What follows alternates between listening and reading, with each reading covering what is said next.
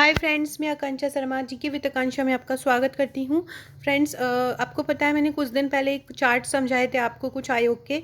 आज मैं एक और आयोग लेके आई हूँ चार्ट द्वारा। एक दो पेज रहेंगे मेरे पास ये, और दो पेजों में आपको ये पूरा आयोग समझ में आ जाएगा। आपका ये एक टॉपिक तैयार हो जाएगा। ऐसे ही मैं आपको पूरे करवा दूंगी। साथ में इस तरह के आयोग का जो टॉपिक है वो आपको हमारे टेस्ट ग्रुप में पूरे में करवा दूंगी। टेस्ट ग्रुप में इसकी PDF भेज दूंगी, तो आप हमारे टेस्ट ग्रुप से जुड़ सकते हैं। उस टेस्ट ग्रुप में आपको 10,000 प्रश्न मिलेंगे, मतलब 100 टेस्ट मिलेंगे, जिसमें से कुछ FLT रहेंगे और कुछ यूनिट वाइज टेस्ट रहेंगे। तो आपको बस 14 दिन उन्हीं को ही लगाना है। तो आप मुझसे उसकी सॉफ्ट कॉपी ले सकते हैं। इस प्रकार के 3 टेस्ट आएंगे। एक से 40 में रहेगा, एक में 41 से 70 रहेगा, और एक 71 से 100 रहेगा।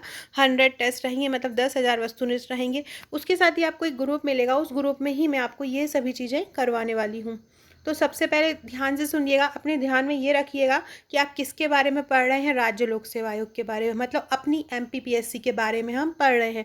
ऐसे सोच के करेंगे ना कि हम इसके बारे में कर रहे हैं या हम इसके बारे में पढ़ रहे हैं, या ये हमारे सामने, हमारी आंखों के सामने अभी हमारी MPPSC है ना, तो अब उसको रिलेट करके हमको पढ़ना है। ध्यान से पूरा वीडियो लास्ट तक देखिएगा, आपको पूरा ये टॉपिक कम क्लियर हो जाएगा। कोई सा भी ऑब्जेक्टिव इससे संबंधित आ जाए आप जरूर कर पाएंगे। तो सबसे पहले हमारी जो MPPSC है वो 1956 में बनी। 1 नवंबर 1956 में जब हमारे मध्य प्रदेश का गठन हुआ, तभी हमारी MPPSC बनी। ये जो MPPSC का गठन हुआ था, हमारी जो MPPSC है उसका जो गठन हुआ था वो गृह मंत्रालय की एक अधिसूचना के द्वारा हुआ। MPPSC का गठन किस प्रकार हुआ? एक गृह मंत्रालय की अधिसूचना के अनुसार ही MPPSC का गठन हुआ। राज्य पुनर्गठन 1956 की धारा 118(3) के अंतर्गत किसके तहत ये गठन हुआ? राज्य पुनर्गठन 1956 की धारा 118(3) के तहत। ये भी ध्यान रखिएगा क्योंकि आयोग का कोई भरोसा नहीं है, कभी भी दे सकता है। तो हमारा MPPSC 1 नवंबर 1956 को बना, गृह मंत्रालय की एक अधिसूचना द्वारा।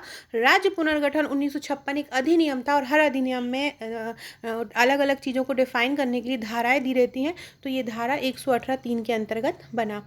हमारे MPPSC का कार्यालय कहाँ है? जब हमारा MPPSC कहाँ है? मध्य प्रदेश में है, और मध्य प्रदेश का कार्यालय इसका कहाँ पे है? तो कहाँ पे होगा? हमारे मध्य प्रदेश में ही होगा। तो कहाँ पे है? इंदौर में। ये चारों फैक्ट आएंगे तो आप ये कर पाएंगे, है ना। अब आप करने वाले हैं संरचना।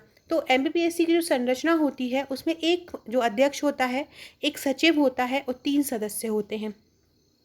याद रखिएगा, एक अध्यक्ष, 4 सदस्य, 4 सदस्यों में से एक सचिव रहता है। तो आप ये बोल सकते हैं, ये या तो ये आ जाएगा सदस्य कितने होते, तो आप 4 सदस्य लिखिएगा। सचिव का पूछा जाए तो 1 लिखिएगा। आपको ये याद रखना है मेनली, एक अध्यक्ष होता है, 4 सदस्य होते हैं, सदस्यों में से ही एक सचिव को चुना जाता है। और ये एक मेन बहुत इंपॉर्टेंट पॉइंट मैं आपको बताने वाली हूँ कि ये जो सदस्य होते हैं इनकी नियुक्ति तो करता है राज्यपाल। सदस्यों की नियुक्ति कौन करता है? सदस्यों की नियुक्ति तो करता है राज्यपाल, लेकिन उन्हें पदच्युत कौन कर सकता है? पदच्युत कर सकता है राष्ट्रपति।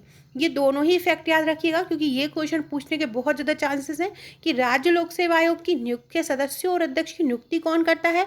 राज्यपाल करता है। और उनको पदच्युत कौन करता है? पदच्युत राष्ट्रपति करता है। याद रखिएगा, जो नियुक्ति होती है वो अनुच्छेद 316 के अंतर्गत होती है, और जो पदच्युत होते हैं वो अनुच्छेद 317 के तहत होते हैं।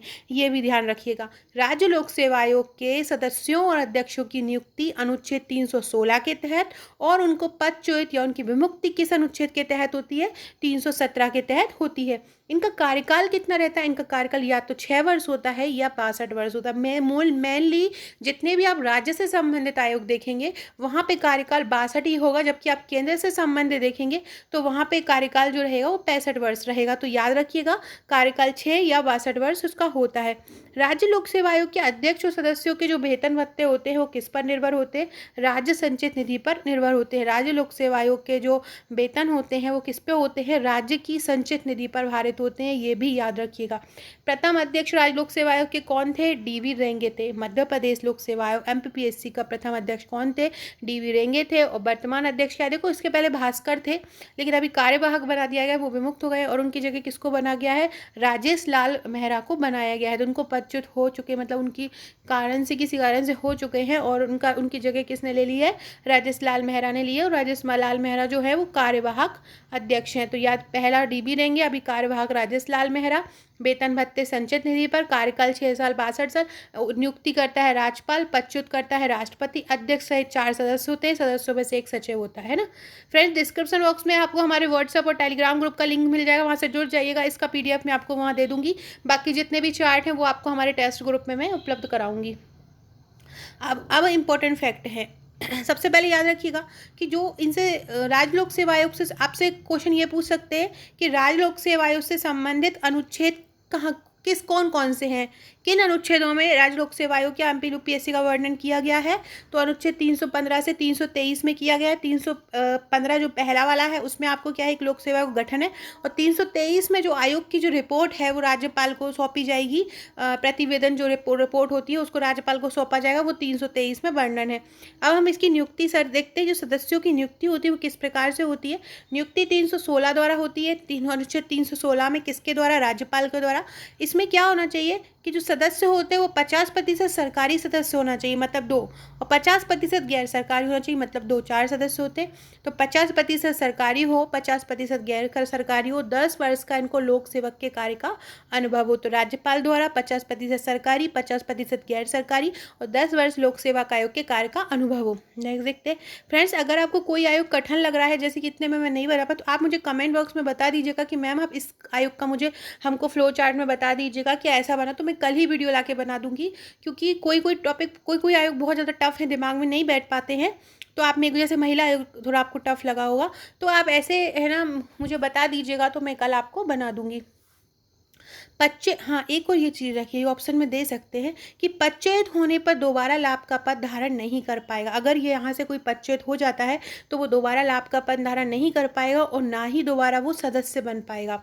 लेकिन एक कंडीशन यहाँ पे हो जाती है कि यहाँ का जो रहेगा, जो अध्यक्ष या सदस्य, वो जो संघ लोक सेवा आयोग मतलब UPSC, वहाँ पे पद धारण करने का पात्र जरूर हो जाएगा। क्योंकि वहाँ पे अनुभव में मांगते हैं कि आप लोक सेवा आयोग के सदस्य रहे हो, तो वहाँ पे आप पात्र हो सकते हो। तो ये ध्यान रखिए। लेकिन कोई लाभ के पद और दोबारा सदस्य नहीं बन पाएगा राज्य में। पद विमुक्ति का कब किस में है, पदच्युत होने का किस में, अनुच्छेद 317 में राष्ट्रपति द्वारा। प्रतिवेदन किसको देगा, तो आयोग अपना जो प्रतिवेदन है वो राज्यपाल को देगा।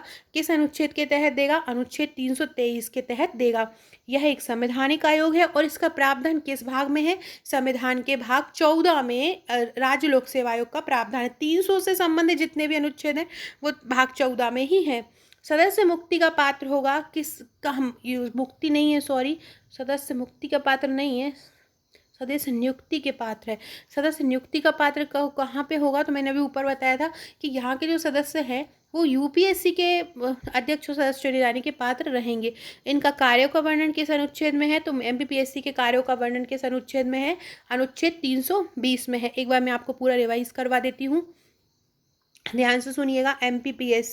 MPPSC भाग 14 में इसका वर्णन है। संविधान के 315 से 323 में इसका वर्णन है। एक अध्यक्ष होता है, 4 सदस्य होते हैं, उनमें से एक सचिव होता है 4 सदस्यों में से ही।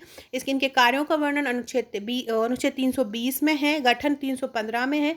नियुक्ति 316 में है और विमुक्ति मतलब पदच्युत 317 में है। या प्रतिवेदन अनुच्छेद 323 के तहत आयोग अपना प्रतिवेदन या रिपोर्ट राज्यपाल को देता है। और आपसे पूछे कि राज्यपाल के बाद, तो राज्यपाल के बाद वो विधानसभा में अपनी रिपोर्ट रखता है। विधान जितनी परिषद रहेंगी वहाँ पे अपनी ये रिपोर्ट रखता है कौन, राज्यपाल। इसके अलावा ये नियुक्ति, आप इसके कार्य को पता ही है आपको कि ये कौन कौन से कार्य करता है, नियुक्ति करवाता है, इंटरव्यू कराता है, सिलेबस निर्धारित करता है, तो ये सब आपको पता ही है क्योंकि आप एग्जाम दे रहे हैं। ये जरूर याद रखिएगा कि इनके वेतन भत्ते आपसे पूछ सकते हैं, संचित निधि पे, आकस्मिक पे, राज्य पे, विधानसभा पे, तो आपको ध्यान रखना है किस पे निर्भर होते हैं, संचित निधि पर होते हैं। तो फ्रेंड्स, ये था हमारा बहुत ही इंपॉर्टेंट टॉपिक। अब ऐसे ही और कौन सा टॉपिक मैं कल बना के लेके आऊँ जरूर बताइएगा। इसके पूरे के पूरे टॉपिक आपको हमारे टेस्ट ग्रुप में मिल जाएंगे। ये मेरी टेस्ट सीरीज़ है, रामबाण प्रश्न है, इसमें 10,000 प्रश्न। मैंने कुछ के इसमें वीडियो भी बनाए हैं, तो आप वीडियो से भी इसको चेक कर सकते हैं। फ्रेंड्स, वीडियो अच्छा लगा हो तो लाइक शेयर जरूर कीजिएगा। अगर वीडियो अच्छा लगा तो कमेंट भी कीजिएगा और चैनल को सब्सक्राइब कीजिएगा और शेयर कीजिएगा। Okay friends, thank you.